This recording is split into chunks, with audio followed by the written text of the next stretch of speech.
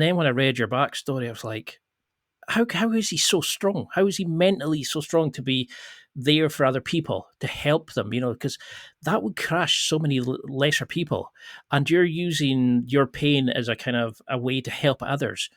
And I struggled with like loss of grandparents. I had relationships that broke me when we ended, and I had like put that part of my story. But how on earth did you find that inner strength to overcome that fear of making that change? Like when you could have crumbled at that point, but you seem to use your pain as a motivational tool almost.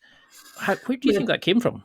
I mean, I do say pain to purpose, and I don't, yeah, and because I wasn't like the person I am today, the person you see on social media, or the person obviously who's speaking to you today, wasn't this person like 4 or 5 years ago. I was super, super not confident, massively insecure, low self esteem, how really high anxiety.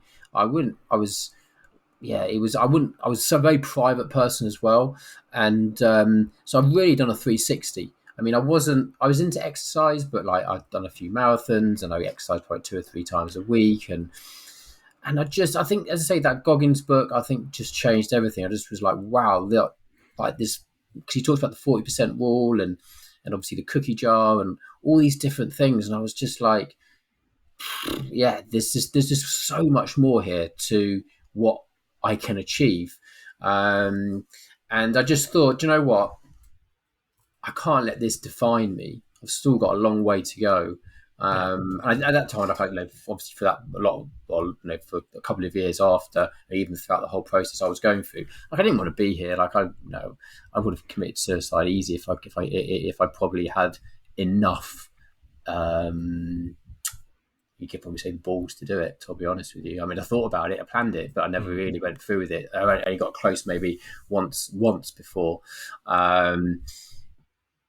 And I just thought, you know what? There's got to be something beyond this. There's got to be a reason why I went through this. I just thought there's got to be a reason, and then I just started digging really, and just started, just doing the work, really, the inner work, and spending time alone.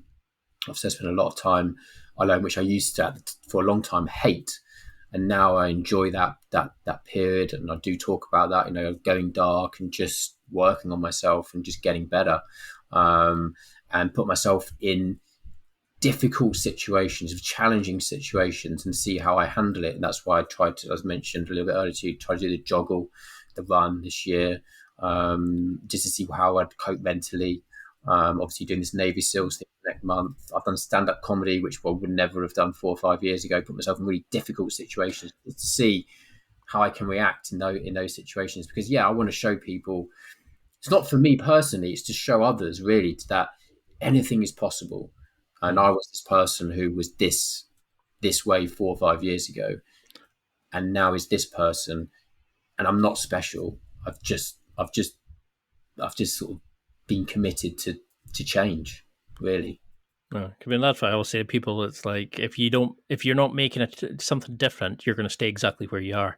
And it's like, you're saying about going and doing the comedy. It's putting a bit of a challenge in front of yourself to build up that resilience. So hopefully when you need it, you've already built up that kind of inner strength, that inner kind of mental toughness.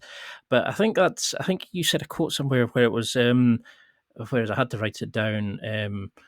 You said, if nothing changes, then nothing changes in our life. And I loved that. It was so hard hitting. It was that moment of like, that's so true. And I think that's the thing, is we think we can change by getting a relationship.